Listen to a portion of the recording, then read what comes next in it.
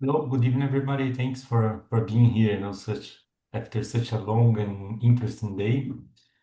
And so I'm Tomás. I'm living in Barcelona. I have recently finished my PhD here. So now I am those challenging years, between finishing the PhD and finding spaces to continue with my research. And the research I'm presenting here is something that I'm doing in this post-PhD moment. It's something that came out of my PhD research. That is something that I'm going forward with on my next research projects. Decolonizing Digital Geographies. It's interesting because, yes, of course, we're going to talk about the future, but my research is pretty much based on things that had happened in the past and that might still be happening today. So it's also a way for us to look to the future, but without forgetting the past, as well. So we're going to first talk about coloniality, digital colonialism, and then we're going to go to the collectives as a space of resistance. I was very happy to hear some of the talks today that I think they touch on very similar points from very different perspectives. So I think this can be very enriching. So let's see how we can go here. So first and foremost, it's very important for me that we have a very clear understanding. What do we understand by colonialism? Why we're talking about colonialism in 2025? So instead of colonialism, we rather be talking about coloniality. That following Aníbal Quijano, it's the creation of subjectivities that sustain economic, political exploitation way beyond territorial domination. So it's the enduring patterns of power that continue to shape our world long after the end of formal colonial domination in the 1970s. No? In this sense, coloniality is not about geography.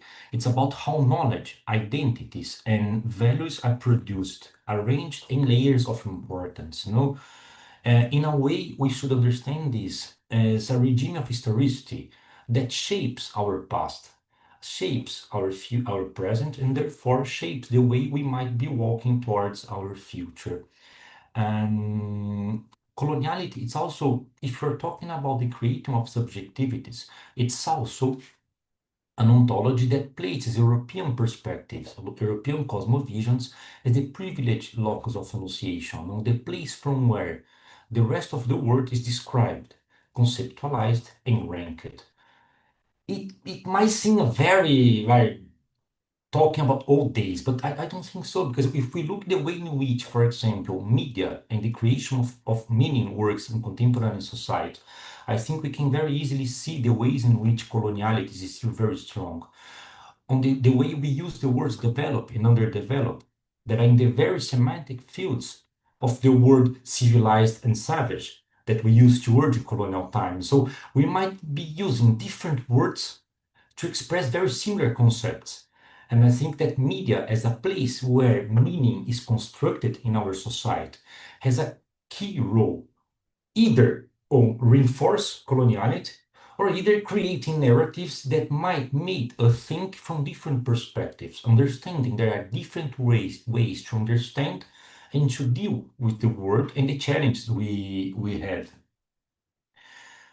I like this example very briefly to explain coloniality. This is Sebastião Salgado, maybe the biggest photographer in Brazilian history, has passed away a few weeks ago. No, Sebastião Salgado, in his former, not his later book, the one before, called Genesis. So Salgado went all over the world looking for societies that, according to his own words in the book, represents the untouched humanity, the humanity untouched by modernity. So he's going to the Genesis, the biblical term, the origins of human beings, forgetting one very simple detail. Those people are living the same time that Sebastião Salgado is living. They are not the past. They might only be a different perspective of the present, but portraying those people as the past, as something that will inevitably be erased by modernity, it's a very violent way, epistemically violent way to portray those cultures, no? Because then you colonize their history, they are the past, they are not modern, they are not from today, and of course they will disappear when faced by modernity.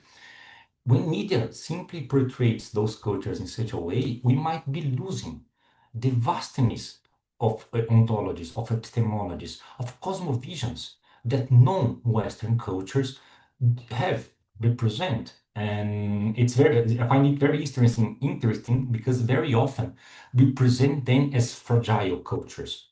But we forget that if we still have those cultures today, it's because they are resisting for 5 centuries. They might be everything, but not fragile. They're resisting 5 centuries of colonialism and still are being attacked and still are resisting. And that's some of the examples we're going to see today. So the whole idea is that media might be a key player in reinforcing or not reinforcing the idea of knowledge as a Eurocentric production. And the whole idea that's pushing my research now is if the digital space could sign a different relationship of the West with authorities. I think that's very important for us to understand that the digital space is not neutral. It's maybe the most contested space of our time. No, it's the frontier of space in our time, where we are going as a society in producing this new territory that was not there before. So the whole idea is to understand that to what extent might the colonial matrix of power, rather than being dismantled by the rise of this digital society, could be simply be rearticulating itself to deal with the new forces of our time. And and from fortune, I think it's only rearticulating. There's a new way for us to understand coloniality in contemporary society.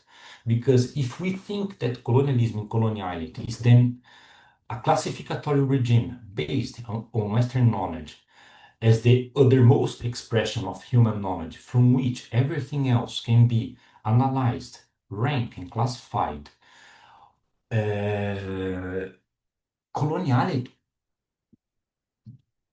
has changed our understanding of knowledge, in a way that we have overcome the enlightened modern ideas of knowledge as the rational knowledge towards a knowledge much more based in a technical scientific rationality.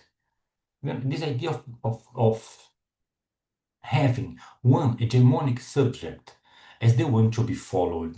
So we went from the scientific, the rational enlightenment subject as the model towards a society where the technical scientific rationality grants authority to knowledge.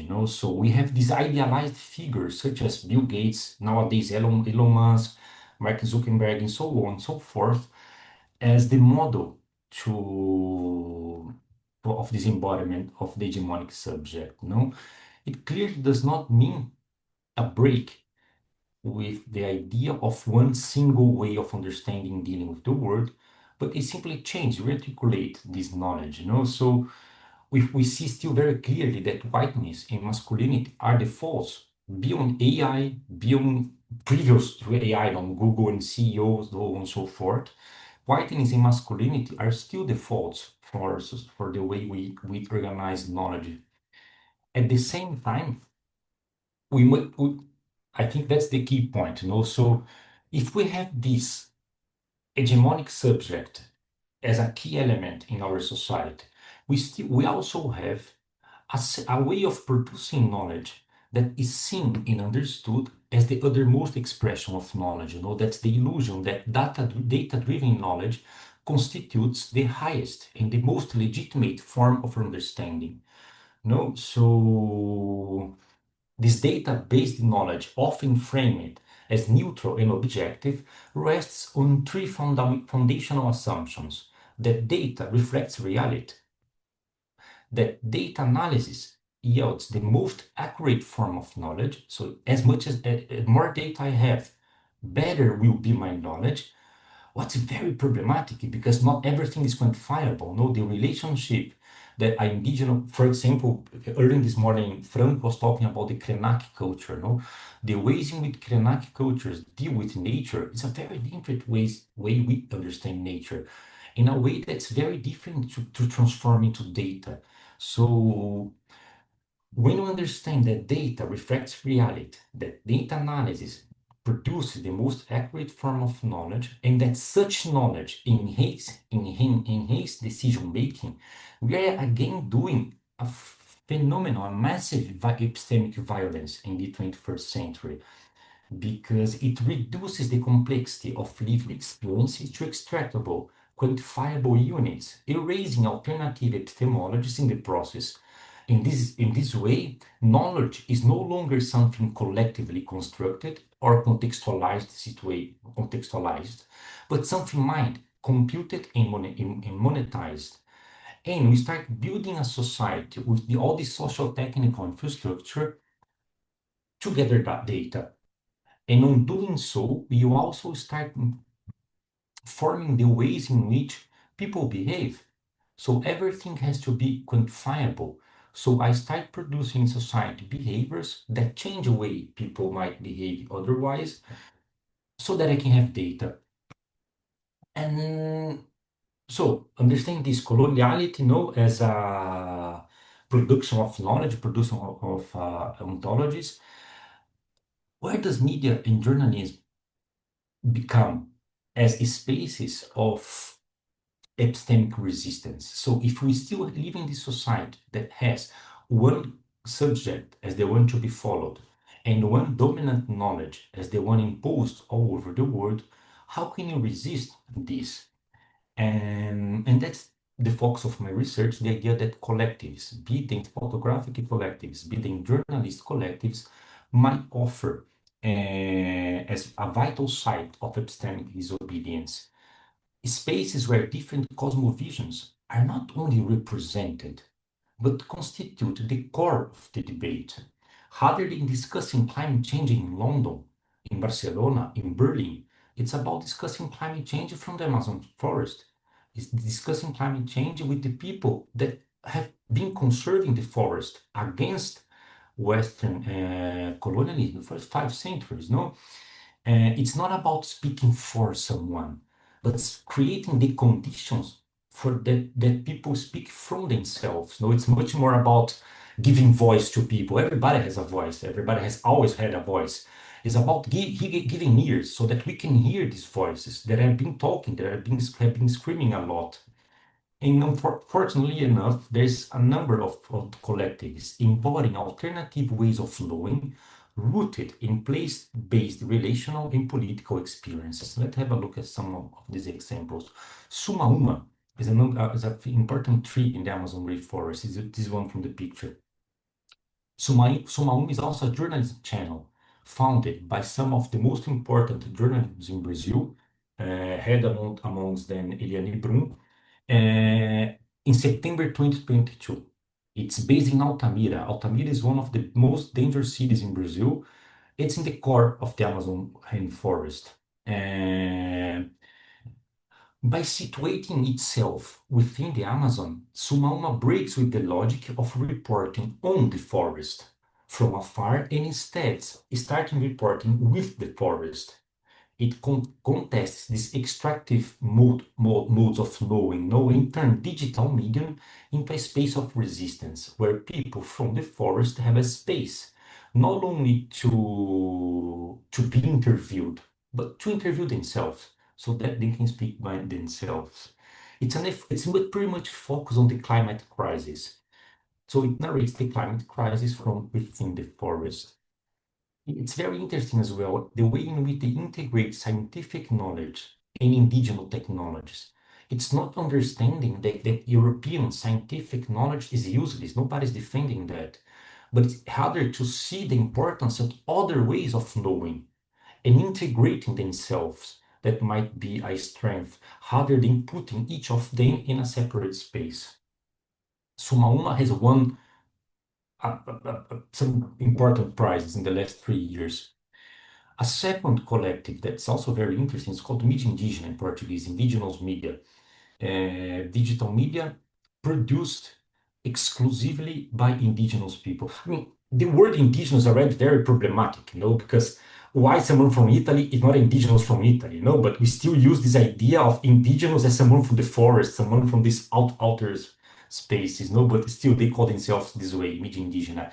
Founded in 2015 by Eric Terena. It's based in Brasilia, but have indigenous photographers and indigenous journalists over 70, over like 30, 35 indigenous communities covering environmental conflicts and land demarcation.